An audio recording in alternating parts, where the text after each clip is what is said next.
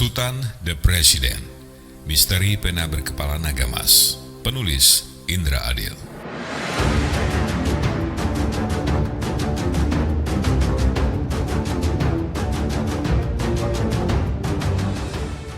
Senin 3 Juli 2023 pagi, tubuh di sebelahnya tertelungkup di meja sidang.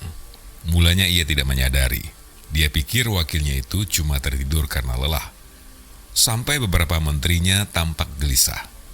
Jaksa Agung Joko Edward Sipatahulu melakukan interupsi untuk kemudian menunjuk ke kursi wakil presiden di sebelahnya. Ia menengok ke kiri, ke tempat di mana wakil presiden duduk. Rekannya itu tampak tertelungkup lunglai di meja di hadapannya. Ia terkejut, tapi berusaha tenang. Ia berdiri, menepuk bahu rekannya itu. Tubuh itu bergeming. Perlahan dengan kedua tangannya, ia menarik bahu rekannya hingga terduduk di kursi. Mengibas-ngibaskan telapak tangannya melebar di depan lubang hidung rekannya. Tak terasa ada aliran udara dari kedua lubang hidung wakilnya itu. Ia meraih tangan kanan wakilnya, meletakkan punggung telapak tangan di telapak tangan kirinya, meraba nadi sahabatnya itu dengan ibu jari. Cukup lama untuk kemudian menggeleng-gelengkan kepalanya. Innalillahi wa inna ilaihi roji'un.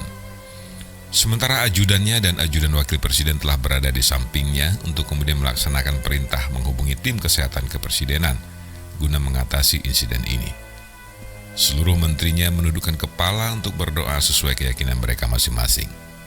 Tampak Menteri Koordinator Kesra sesungguhkan menahan tangis.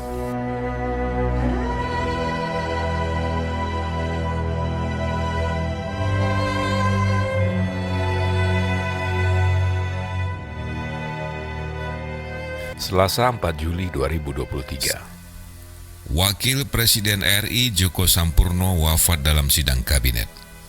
Judul berita itu menjadi headline di berbagai media, baik media mainstream maupun media sosial. Setelah kejadian menggemparkan tersebut, tak satupun media di Indonesia yang tidak memuat berita bersangkutan. Berita yang sama juga menghiasi halaman muka media internasional maupun media nasional negara-negara di dunia. Sungguh kejadian luar biasa yang melahirkan berita yang sangat fenomenal. Belum pernah tertulis dalam catatan sejarah manapun seorang wakil presiden suatu negara meninggal dalam sidang kabinet yang sedang berlangsung. Tak satu pun media yang memuat spekulasi penyebab kematian wakil presiden tersebut, karena keterangan resmi pemerintah tidak menyebutkan penyebab kematiannya. Pemerintah hanya memberikan keterangan bahwa insiden spektakuler ini sedang dalam penanganan tim kedokteran kepresidenan dibantu kepolisian. Pada saatnya setelah pemeriksaan serta penyelidikan selesai tuntas, pemerintah akan memberikan keterangan lengkap secara terbuka. Masyarakat dan dunia pers yang saat itu telah menemukan jati dirinya kembali mempercayai keterangan tersebut, karena pemerintah selama periode pemerintahannya yang hampir 4 tahun ini tak pernah ingkar janji dan berbohong pada rakyatnya. Dunia pers saat ini telah dikembalikan ke habitatnya. Tidak ada lagi media berita seperti majalah, koran atau harian, TV, dan media-media berita online yang dimiliki oleh pengusaha besar atau pemilik modal. Pemilik media berita hanya dibolehkan memiliki bisnis di bidang media saja. Boleh media berita maupun media hiburan, ataupun keduanya.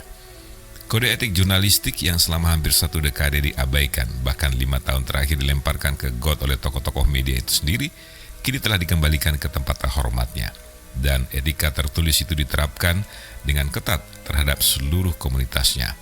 Masyarakat pun kembali menerima berita dengan kejujuran maksimal, berita tanpa hoax.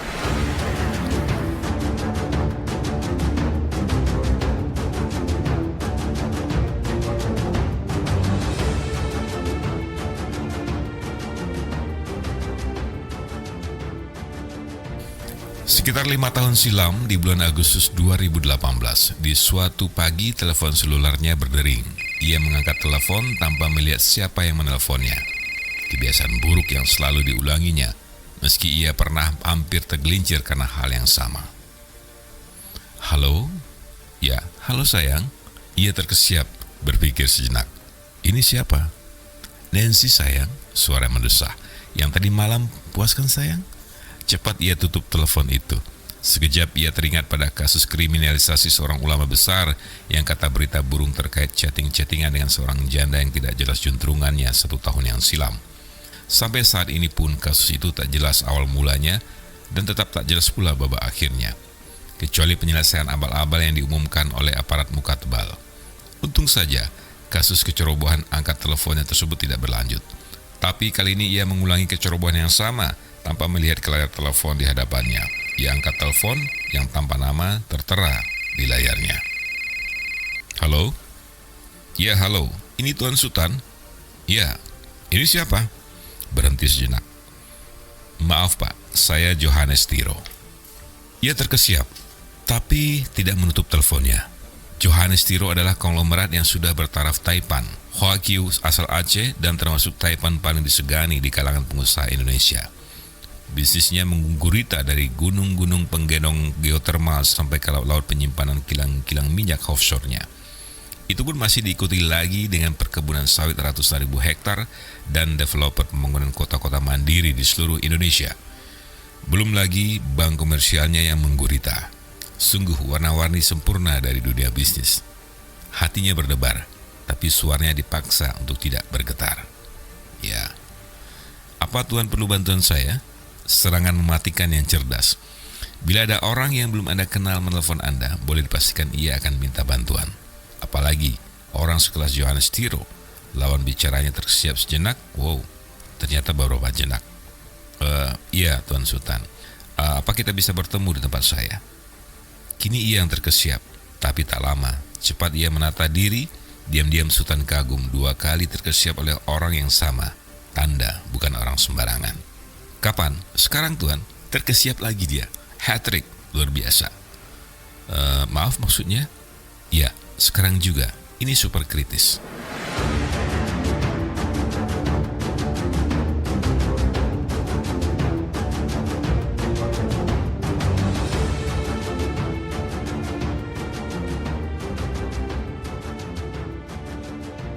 Setelah pemilihan kepala daerah atau pilkada serentak gelombang ketiga dilaksanakan tahun 2018, peta pemilih partai-partai pemerintah mulai tergerus oleh pemilih partai-partai oposisi. Hantaman yang cukup mengerikan bagi partai pemerintah dan partai-partai pendukungnya yang memunculkan kepanikan dalam lingkaran mereka. Terlebih bagi rezim pemerintahan sendiri, khususnya Istana Negara saat itu.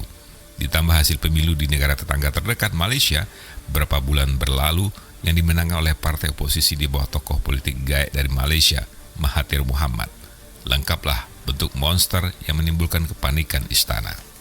Terorisme yang sejak Orde Baru selalu menjadi jalan keluar dari kepanikan rezim akibat ketidakmampuan pemerintah mengatasi kebuntuan politik dan ekonomi kembali muncul, dan oleh media-media pemerintah isu ini digoreng terus melalui pernyataan-pernyataan resmi aparat yang kemudian disambut oleh media-media mainstream maupun media sosial yang mendukung pemerintahan. Bahkan akan dikeluarkan Perpu anti terorisme oleh Presiden. Perpu yang memang dibuat untuk meyakinkan masyarakat bahwa teroris itu memang nyata ada di Indonesia. Padahal sejak pertama kali teroris muncul di negeri ini, sekitar tahun 80-an pada abad yang silam, yaitu kelompok Imran. Hanya satu-satunya dari kelompok itulah ada tuntutan yang muncul, yaitu menuntut kebebasan rekan mereka yang ditahan akibat ditilang karena tidak punya surat-surat resmi kendaraan bermotor. Setelah itu, teroris melakukan teror tanpa pernah ada tuntutan yang diumumkan oleh mereka. Mungkin mereka anggap pemerintah dan masyarakat sudah mengetahui tuntutan-tuntutan mereka setiap mereka melakukan aksi. Atau kalau ada pembuat skenario teror, tidak perlu capek-capek membuat tuntutan teroris karena menganggap masyarakat bodoh. Anehnya, seperti tempo-tempo yang lalu, teroris bisa juga merasa capek sehingga mereka merasa perlu beristirahat. Suasana teror pun untuk waktu yang cukup lama, bisa setengah atau 1 tahun menghilang begitu saja. Di tahun-tahun lalu, ancaman bom terhadap gereja biasa muncul di hari-hari raya umat Kristen, terutama hari Natal. Tetapi tetap tanpa tuntutan. Sejak banyaknya pertanyaan-pertanyaan muncul dari masyarakat intelektual dan kampus tentang mengapa bomnya meledak selalu menjelang hari Natal, maka di tahun 2018 itu, para teroris mengubah pola dengan mengebom gereja menjelang Ramadan. Rupanya para teroris ini cukup interaktif dan peka untuk memenuhi ekspektasi masyarakat. Menakjubkan.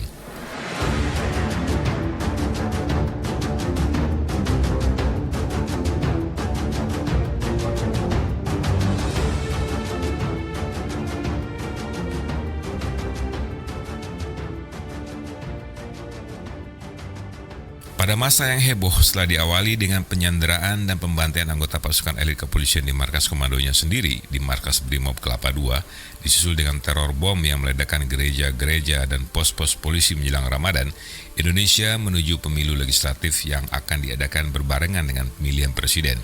Ini adalah cara pemilihan yang baru pertama kalinya dilakukan di Indonesia. Segala kemungkinan bisa terjadi. Cara yang semestinya membutuhkan skema pelaksanaan yang tergambar rapi dengan asumsi-asumsi terukur agar mudah dideteksi di tempat-tempat pencoblosan atau tempat-tempat pemungutan suara atau TPS. Betapapun, pemilu dan pilpres yang akan dilaksanakan membutuhkan pengawasan intensif dan melekat karena ada dua materi hasil pemilihan yang berbeda tujuan dengan cara yang sama dan bersamaan. Tujuan pertama untuk memilih anggota legislatif dengan cara memilih langsung personil-personil partai yang dianggap bersih dan mampu serta mampu menyuarakan keinginan dan keluhan masyarakat atau rakyat yang memilihnya. Tujuan kedua adalah memilih presiden dan wakil presiden atau anggota eksekutif puncak negara dengan cara memilih langsung orangnya. Kedua tujuan yang berbeda ini bisa saja menimbulkan kesemrawutan yang sempurna yang tidak bisa diurai karena telah berbaur antara sebab dengan akibat alias tak bisa diketahui antara pangkal dan ujung masalah.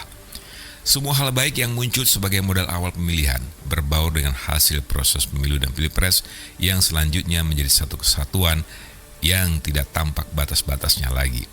Pemilihan anggota DPR dari suatu partai bisa saja memilih presiden yang bukan calon dari partai bersangkutan, sementara akal sehat menyatakan tidak mungkin. Begitupun sebaliknya. Kemungkinan keracuan hal itu menghantui semua pihak. Pihak oposisi mengkhawatirkan kesimpang siuran itu bisa menimbulkan niat untuk berbuat curang pada pihak pemerintah. Menurut mereka tanda-tandanya sudah ada, mulai menampakkan diri dengan terbongkarnya tanpa sengaja gudang penyimpanan jutaan iktp aspal di Bogor menjelang pilkada serentak tahun 2018. Meskipun pemerintah dengan keterangan berbelit-belit membantah iktp tersebut disimpan guna melakukan kecurangan. Sementara di pihak pemerintah meskipun KPU dengan jajarannya telah bekerja baik dan jujur, bisa saja diklaim tidak jujur oleh oposisi. Sudah bisa dibayangkan apa yang akan terjadi bila masing-masing pihak berpegang pada persepsinya sendiri-sendiri.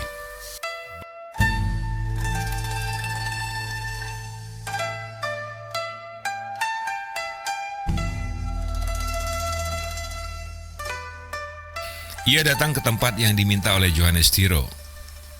Sungguh menakjubkan kantornya di atas lahan 7,2 hektar di tengah ibu kota Jakarta. Perpaduan antara arsitektur Cina dengan arsitektur Aceh mendominasi seluruh bangunan kantor yang sebagian besar tak bertingkat. Hanya ada 3 bangunan kantor bertingkat, itu pun masing-masing cuma berjumlah 3 lantai. Cukup lama ia menikmati suasana sebelum turun dari kendaraannya. Halaman parkir kantor Johannes Tiro disesaki oleh mobil-mobil mewah Eropa, Amerika, dan Jepang. Meski beberapa merek mobil Cina telah mulai merambah Indonesia, saat itu tak satu pun ada mobil Cina yang parkir di halaman luas kantor Johannes Tiro. Mungkin juga tak pernah ada. Ia turun dari mobil Mitsubishi Expander-nya, satu-satunya mobil sederhana yang tampak parkir di tempat itu sejauh dan seluas mata mampu memandang. Ia memilih mobil itu justru karena harganya yang murah dan muatan yang banyak untuk mobil sekelas tipe SUV. Tetapi di atas segalanya adalah karena pemilik perusahaan mobil tersebut adalah pribumi dan kebetulan pula berbesanan dengan teman semasa mahasiswa. Klop lah. Lumayan jauh ia berjalan kaki sementara seorang penjaga datang tergopoh-gopoh menjemputnya. Karena tak menyangka akan ada tamu datang tanpa supir, ia parkir cukup jauh akibat tempat telah penuh. Inilah satu-satunya tamu yang datang tanpa supir dan mobilnya murah, pikir sang penjaga. Penjaga kantor Johannes Tiro pun tahu bahwa mobil yang dipakai Sultan adalah mobil murah, padahal desain mobilnya sudah milenial. Tapi ia tetap bersikap hormat sama dengan sikap hormat terhadap tamu-tamu lain dari bosnya. Itu perintah bos Tiro, tidak boleh membeda-bedakan tamu, betapapun bentuk tamu dan kendaraannya. Ia ikuti 100%. Di pintu masuk yang megah, Sultan disambut dengan amat hormat. Johannes Tiro memperkenalkan diri, menyalami dan memeluknya dengan sangat hangat, seakan ia adalah sahabat lama yang lama tidak berjumpa. Tuan Sultan, sudah lama saya mendengar nama besar Tuan, dengan puluhan perusahaan yang sangat liquid dan jutaan anggota keluarga besar usaha Tuan. Ia tersenyum. Wah, Tuan Johannes terlalu menyanjung. Usaha kami tidak ada apa-apanya dibanding puluhan perusahaan Tuan yang omsetnya triliunan setiap bulan. Setidaknya beban puluhan ribu buruh di perusahaan Tuan telah menunjukkan kelas Tuan. Mohon maaf kalau kedatangan saya terlambat sehingga mengganggu acara Tuan-Tuan di sini. Itulah kesan yang ia bayangkan ketika ia terkena macet yang parah di persimpangan Pasar Senen dari arah Cempaka Putih maupun di hampir sepanjang jalan Gunung Sahari. Macet yang rutin terjadi meskipun gubernur silih berganti. Memang sih, masih pukul 8 malam, tapi Johannes Tiro tidak menampakkan ketergangguan sedikit pun atas keterlambatannya. Johannes Tiro menarik tangan Sultan untuk masuk ke ruangan yang telah dipenuhi tamu-tamu lain yang sebagian besar tampak sebagai orang bermata sipit atau keturunan Tionghoa. Mereka tampak sebagai orang-orang terdidik dari kalangan atas. Semua berdiri menyambut kedatangan Sultan dan disusul dengan tepuk tangan meriah yang menggema dalam ruangan terbatas tersebut. Sultan masih bertanya-tanya, ada apa gerangan ini? Sultan dipersilakan duduk di samping Johannes Tiro, tuan rumah, dalam pertemuan meja bundar yang diisi oleh 76 tokoh pengusaha nasional atau mungkin juga tokoh bidang lainnya yang bukan pengusaha. Apapun itu, mereka semua pasti tokoh di bidangnya masing-masing. Itu pendapat Sultan.